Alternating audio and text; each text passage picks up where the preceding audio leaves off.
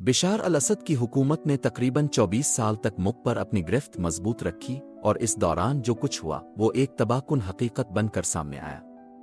Bashar al Assad ایک ایسا حکمران ہے جس نے اپنے اقتدار کو بچانے کے لیے ہر ممکن جبر کا سہارا لیا اور اس دوران شام کو خونریزی، تباہی اور فرقہ واریت کی آگ میں جھونک دیا۔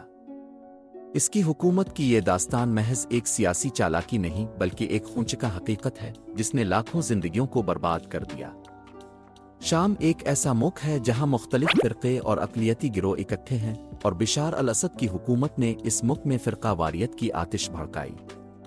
علوی فرقے سے تعلق رکھنے والی بشار الاسد کی حکومت نے اپنے اقتدار کو بچانے کے لیے نہ صرف خونی جنگوں کا سہارا لیا بلکہ ملک میں فرقہ وارانہ کشیدگیوں کو بڑھاوا دیا۔ اس حکومتی جبر نے لاکھوں بے گناہ افراد کی جانیں ضائع کیں اور پورے ملک کا سماجی توازن تباہ کر دیا۔ بشار الاسد 1965 میں دمشق میں پیدا ہوئے اور علوی فرقے سے تعلق رکھتے ہیں جو کہ شیعہ مسلمانوں کی ایک ذیلی شاخ ہے۔ ان کے والد حافظ الاسد نے 1970 میں شام پر قبضہ کیا اور 2000 میں وفات کے بعد بشار الاسد نے حکومت کا عہدہ سنبھالا۔ حافظ الاسد نے اپنے اقتدار کو مزید مستحکم کرنے کے لیے علوی کمیونٹی کو حکومتی اور فوجی عہدوں پر تعینات کیا، جس کا نتیجہ یہ نکلا کہ بشار الاسد نے اپنے آغاز ہی میں علویوں کو اقتدار کی کمر توڑ طاقت دی۔ 2011 میں شامی عوام نے حکومت کے خلاف احتجاج کیا جو ابتدا میں جمہوریت کے لیے تھا لیکن جلد ہی ایک خونریز جنگ میں بدل گیا۔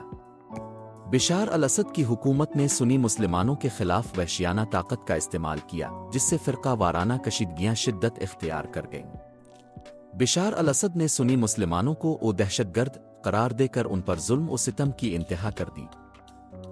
اس جنگ نے پورے ملک کو خون میں ڈبو دیا اور سنی مسلمانوں کو ایک بے رحمی کے ساتھ نشانہ بنایا۔ بشار الاسد کی حکومت میں فرقہ واریت کے خلاف انتقامی کارروائیاں شدت اختیار کر گئیں۔ علوی کمیونٹی نے حکومت کی طاقت کا بے دریغ استعمال کیا جس کے نتیجے میں سنی مسلمانوں نے مزاحمت شروع کی اور ایک نیا خونریزی کا دور شروع ہو گیا۔ سنی مسلمانوں کے ہزاروں افراد بے دردی سے قتل کیے گئے اور ان کی زندگیوں میں دہشت کا راج قائم ہو گیا۔ 2011 میں شروع ہونے والی خونریز جنگ نے شام کی سیاست اور سماج کو تباہ کر دیا۔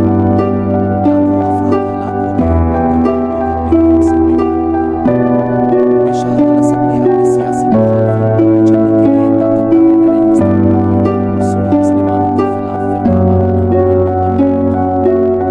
اس جنگ نے نہ صرف شامی عوام کو تقسیم کیا بلکہ پورے خطے کو بھی عدم استحکام میں مبتلا کر دیا۔ شام میں فرقہ واریت اور بشار الاسد کی جانب سے سنی مسلمانوں کے خلاف کی جانے والی وحشیانہ کارروائیوں کا عالمی سطح پر شدید ہو گیا۔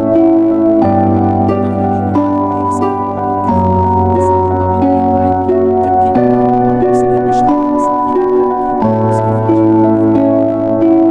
عالمی برادری نے شام میں جاری قتل و غارت کے سلسلے کو روکنے کی کوششیں کیں لیکن بشار الاسد نے اپنے اقتدار کو بچانے کے لیے اپنے ظلم کا سلسلہ جاری رکھا۔ شام میں فرقہ واریت کے نتیجے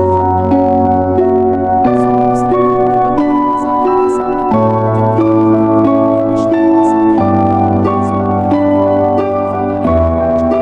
پورے ملک میں ایک خوف و ہراس کا ماحول قائم ہو گیا اور ہر انسان اپنی جان بچانے کے لیے خلوص لگا۔ بشار الاسد کی حکومت نے سنی مسلمانوں کے خون کی سنگین بہالی کی اور عالمی انسانی حقوق کی تنظیمیں اس پر مسلسل آواز اٹھاتی رہیں۔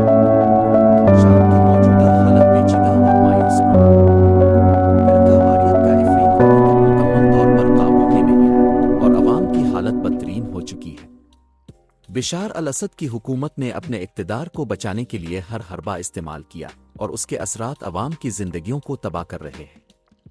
عالمی برادری کے لیے یہ ایک اہم وقت ہے کہ وہ شام میں فرقہ واریت کے خاتمے کے لیے عملی قدم اٹھائے تاکہ عوام کو امن کی زندگی گزارنے کا موقع مل سکے۔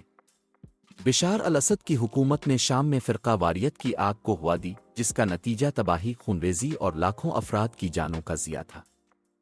اس کی حکومت نے نہ صرف سنی مسلمانوں کے خلاف مظالم کی انتہا کی بلکہ پورے ملک کو فرقہ واریت کی لعنت میں دھکیل دیا۔